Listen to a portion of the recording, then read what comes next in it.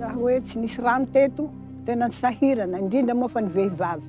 Tena nireraka satria mbo mibata rano amin'ny lazoara, sady lavitsy ty angalany rano. Tena mikorotana ty sain-tegna nafa mianatra maizina.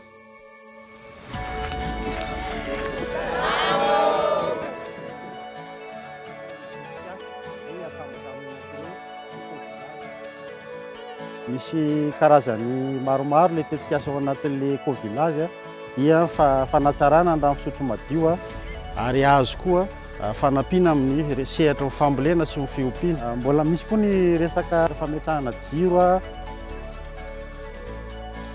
Zao rehetsika zany dia hijery ny vidéo mahakasika ny ao Eavo ao. Mabitibitika aby ny olo amin'ny fiaigna tamagna etoy.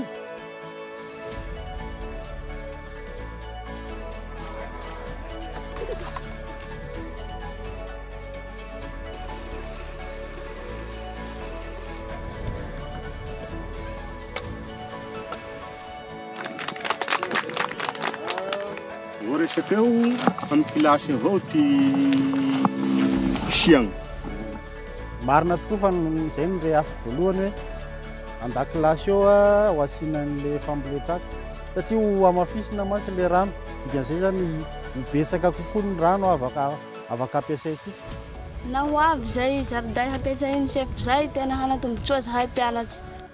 Iza ny tena patsaka rano ny lehilahy sa ny vehivavy? Ao aram-batantarao ry vehivavy. Tena reraka be ny hazakazaka mangalaky rano any anjeny rano. Sady aplisy zay tena maloto. Tena le mamparary kibo zany. Raha amizao fotoana zao zany no asianteny dia mahay etoagny tsy misy jiro magnazava ny tanàna. Noho izany dia ao ny vakitragno, ao ny halatsy aomby, ao ny tsy fandriam-pahalemana maro isakariva. Tena tsy mazava zany torsay, tena tsy milamy ty sain-tegna. Tena mikorotana ty sain-tegna nafa mianatra maizina. Fa nafa zahay tena tonga amin'ny aety zay tetikasa zay, mino sy manantena zahay fa tena hisy fiovagna be. Na zay tanteraka amin'ny fokotany iadidiako toy, sambatsy teto. Sambatsy zahay mpianatra managny rano fisotro madio mahasalama. Fa tsy dia ho reraka loatsy. Dia hilamy ty tanàna ty satria hatahotra ny fahavalo satria mazava ny tanàna.